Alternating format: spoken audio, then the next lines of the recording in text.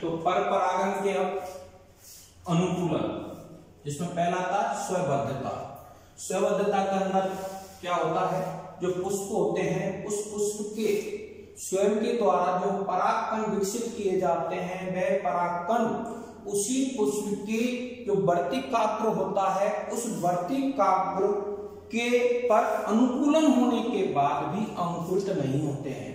यानी परागकण चले जाए तो वे परागकण उसी पुष्प के वर्तिकाग्र पर अंकुरित नहीं होते हैं, अर्थात उनमें स्वबद्धता उत्पन्न हो जाती है, जैसे राखी वेल, अंगूर और पिटोनिया।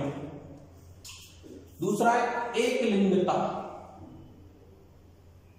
एक लिंगता का मतलब जब पौधे के पुष्प पर एक ही प्रकार के जननांग या तो पुंमंग या जायांग पाए जाते हैं तो वह स्थिति एक लिंगता कहलाती है। अर्थात पादप के पुष्प पर केवल एक प्रकार के जननांग युक्त होते हैं, जैसे अगर पुंमंग युक्त होते हैं या जायांग युक्त होते हैं तो उनमें पर परागन निश्चित रूप से पाया जाएगा। जैसे लौकी और तुरई। लौकी और तुरई के अंदर क्या होता है, जो बेल होती है उस बेल पर दो प्रकार के पुष्प एक ही बेल पर पाए जाते हैं। एक पुष्प तो पुंमंग युक्त होता है यानी नर जननांग, और दूसरा जायांग युक्त अर्थात मादा जननांग युक्त होता है। तो दोनों के परागकण उसी पर आकर गिरते हैं तो वो पर परागन की स्थिति उत्पन्न होती है। तीसरी भिन्न काल पक्वता, यानी जायांग और पुंमंग का अलग अलग समय पर क्या होना, परिपक्व होना। अगर अलग अलग समय परिपक्व होंगे तो निश्चित है कि उसी पुष्प के परागकण उसी पुष्प की वर्तिकाग्र पर नहीं जाएंगे, क्योंकि वो परिपक्व नहीं हुई है, किसी दूसरे पुष्प पर जाएंगे। तो इस स्थिति में जो पुष्प के पुंमंग और जायांग होते हैं वो दो प्रकार की स्थिति में आ जाते हैं, पुंपूर्वता और स्त्री पूर्वता। पुंपूर्वता का मतलब होता है वह स्थिति जब पुष्प के परागकोश वर्तिकाग्र से पहले परिपक्व हो जाते हैं तो वह स्थिति पुंपूर्वता कहलाती है। उदाहरण गुड़हल, कपास और सूरजमुखी में परागकोश के परागकण पहले परिपक्व होते हैं जबकि वर्तिकाग्र बाद में होती है। तो किसी दूसरे पौधे के परागकण इनकी वर्तिकाग्र पर और इस पौधे के परागकण दूसरे पौधे के पुष्पों पर वर्तिकाग्र पर पहुंचते हैं। स्त्री पुंपूर्वता इसमें उल्टा है। स्त्री पुंपूर्वता यानी स्त्री जननांग जो वर्तिकाग्र होती है वह परागकोश से पहले परिपक्व हो जाती है। जैसे चंपा, बरगद और ब्रेसी फूल के पादपों में वर्तिकाग्र पहले परिपक्व होती है, परागकोश बाद में परिपक्व होता है।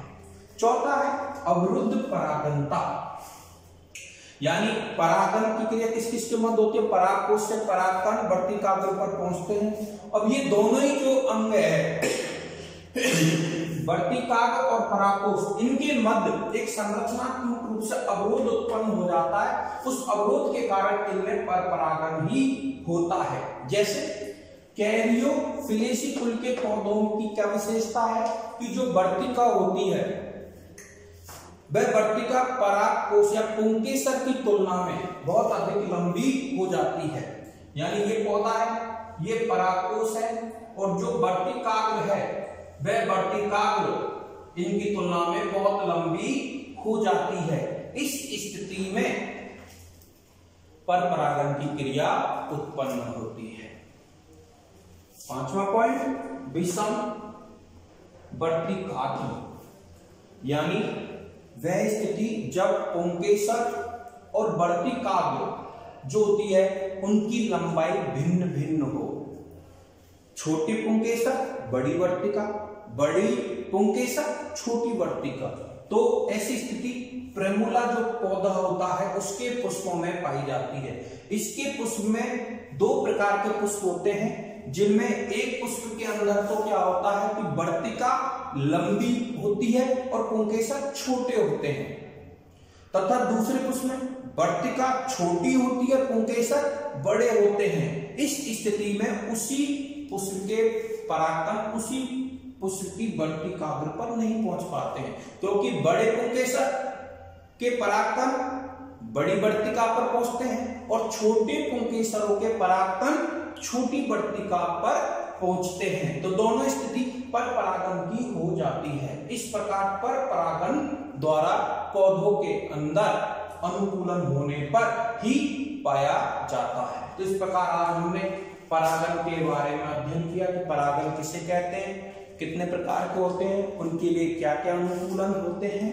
आपको समझने में काफी आसानी रही होगी। आप इसे समझकर और कॉपी अपने नोटबुक में कर लें जिससे आपको फायदा हो। धन्यवाद।